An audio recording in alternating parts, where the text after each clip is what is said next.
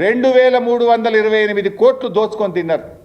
2328 కోట్లు మొబిలైజేషన్ అడ్వాన్స్ల పేరు మీద దోచుక తిన్నది, పందికొక్కుల్లాగా మెక్కింది ఆనాటి కాంగ్రెస్ ప్రభుత్వం. ఇంకా సిగ్గు లేకుండా ఉత్తమ్ కుమార్ రెడ్డి ఏదో మాట్లాడుతుండు.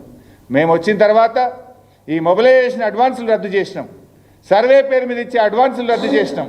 ఆ డబ్బంతా కూడా కాంట్రాక్టర్ల దగ్గర నుంచి రికవరీ చేసింది బీఆర్ఎస్ ప్రభుత్వం. ఇంకా నువ్వు మాట్లాడతావు సిగ్గు లేకుండా. ఇకపోతే ఇవాళ ఉత్తమ్ కుమార్ రెడ్డి గారు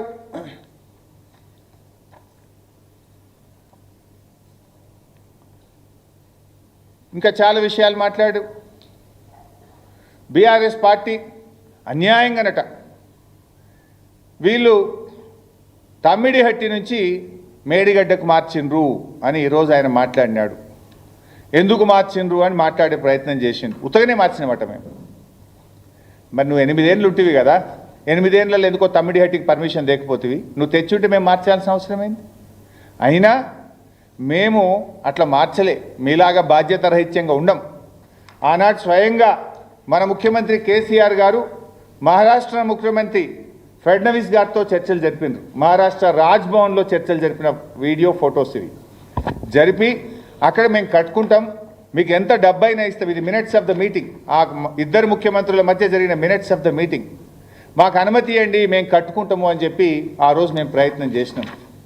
దీనికంటే ముందు నేను కూడా వెళ్ళిన, అప్పుడు కాంగ్రెస్ ప్రభుత్వమే ఉండే, ముషరఫ్ అని అక్కడ ఇరిగేషన్ మినిస్టర్ ఉండే, నేను మన రాష్ట్ర ఇరిగేషన్ మంత్రిగా అప్పటి ఆదిలాబాద్ మంత్రి జోగు రామన్న గారితో కలిసి నేను మహారాష్ట్రకు వెళ్ళి మహారాష్ట్ర ఆనాటి ఇరిగేషన్ మంత్రి ముషరఫ్ గారితో కలిసి తమ్మిడిహట్టి దగ్గర మీకు ఎంత డబ్బు కావాలని ఇస్తాం, మాకు పర్మిషన్ ఇవ్వండి అని మొదటి దఫాలో నేను మాట్లాడాను. రెండవ దఫాలో స్వయంగా కేసీఆర్ గారు వచ్చి కూడా మాట్లాడినారు. కానీ వాళ్ళు ససేమిరా మేము మాత్రం అంత ఎత్తుకు అక్కడ కట్టడానికి వీల్లేదు, ఒప్పుకోము అని చెప్పి చాలా స్పష్టంగా చెప్పిండ్రు. అయితే ఈలోపు కొన్ని విషయాలు జరిగినాయి. ఉత్తమ్ కుమార్ రెడ్డి చదువుకున్నవాడు, విజ్ఞానవంతుడు, కొంతమైనా ఎథిక్స్ ఉంటుందని అనుకున్నా. ఆయన మినిమం ఎథిక్స్ కూడా లేవు. ఆయన అజ్ఞానుడిగా మాట్లాడుతున్నాడు, విజ్ఞానుడిగా కాదు అజ్ఞానుడిగా మాట్లాడుతున్నాడు. మాట్లాడేటప్పుడు కొద్దిగానన్నా డిపార్ట్మెంట్ని అడిగి తెలుసుకోవాలి, బాధ్యతతో మాట్లాడాలి. You are the minister. ఎందుకు మార్చిండ్రు? మేము 10 సార్లు చెప్పినాం, అక్కడ నీళ్లు లేవు అని సెంట్రల్ వాటర్ కమిషన్ చెప్పింది అని చెప్పినాను. ఈరోజు మళ్ళీ మీ ద్వారా ఒకసారి రాష్ట్ర ప్రజల ముందు పెడుతున్నా, ఉత్తమ్ కుమార్ రెడ్డి కూడా చెప్తున్నా, బాధ్యతతో మాట్లాడు, అజ్ఞానంతో మాట్లాడకు. ప్రజలు నవ్వుకుంటారు నేను చూసి, నీ మీద ఉన్న గౌరవం తగ్గిపోతుంది. ఇది